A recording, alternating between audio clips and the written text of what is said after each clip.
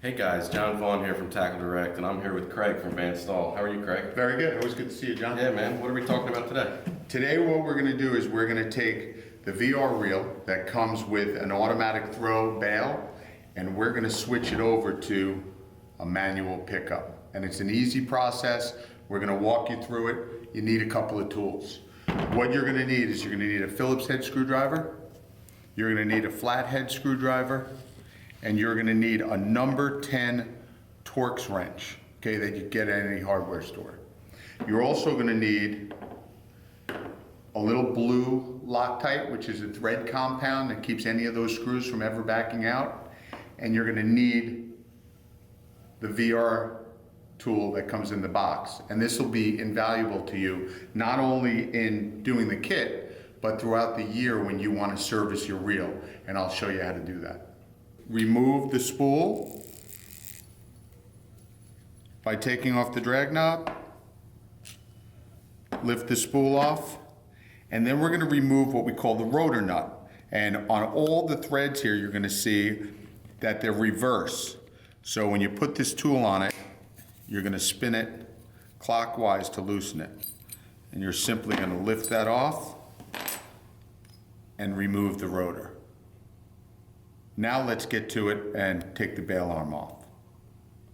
Remove the Phillips head screws from inside the rotor. Now you may find later on that these are also become number 10 Torx screws.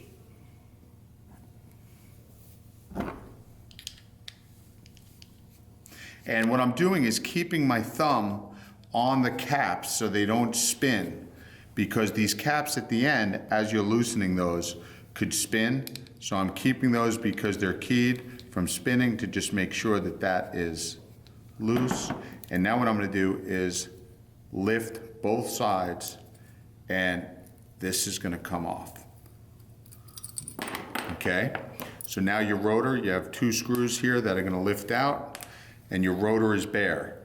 We're going to set this to the side for right now, and we're going to take these parts that came off and stick them in a bag. So I'll show you these springs that are in the spring shield.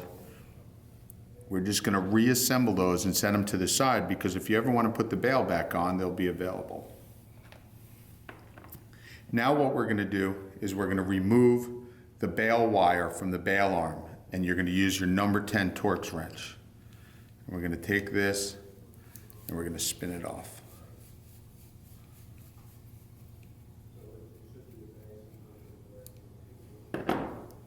Okay, the bail wire comes off, and then we're going to lift the roller. It comes right off. Now this is easy to remember what goes up against the bail arm, because you have a larger size. So this is going to slide in, the stainless washer goes up against it, and this goes up against the bail arm. Okay, and I'll just push that in, the screw slides into that.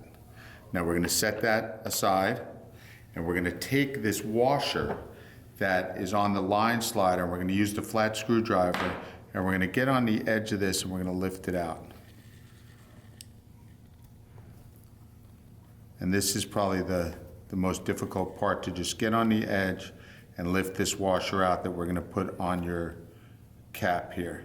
And then what we're going to do is use the screwdriver to lift this Teflon washer off. Now we're going to put that onto our manual pickup cap that comes in the kit. So what I'm going to do is take this kit, put it to the side here, and we're going to take the cap and we're going to put this on.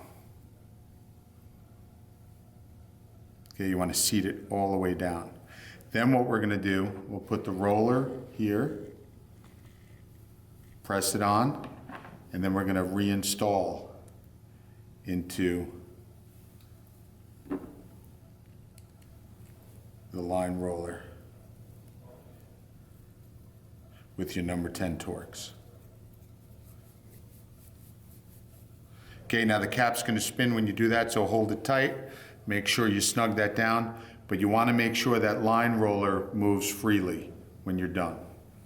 Now what we're going to do is on the inside of the bail arm, we're gonna thread in the locking screw. This is gonna keep your bail arm from moving once you install it onto the rotor. So it's the only hole that has threads. You take this screw, you put it in here, and this is where you're gonna need your flat screwdriver. Put that in here, we're gonna tighten it up, and you just snug that down. Now the way this is gonna work, and you can use either one of the spring shields, is we're gonna press that in, and it sits in between both of those so it can't move. Okay, so it locks it into place. But before we do that, what we wanna do is push this button out, and this little cap is gonna come out. Okay, the cap comes out, and you're gonna use the washer that comes in the kit, and we call this a spacer washer, and we're gonna put that onto the cap. And this is gonna remove any kind of additional distance between your bail arm and the rotor. So we're gonna put this onto the spring shield. And then we're gonna take a little bit of blue thread compound. We're gonna put that on the screw. And we're gonna install that back on the rotor. So there's a little flange at the bottom of the spring shield. We're gonna install that first and slide it into place. And you'll see that pops in. And now what we're gonna do is we're gonna take the screw with the thread compound on it, and we're gonna zap that into place. Now again, I have my finger on the cap. Now if there's additional play, the caps all have a flange on it. So these two little keys you have to put into the keyway. So just make sure that it's nice and snug, which this one is, it's correct. Snug that down, make sure there's no movement. Now we're gonna go to the counterbalance side. And we're simply gonna take the counterbalance and put the cap in from the front. And again, we're gonna take that on the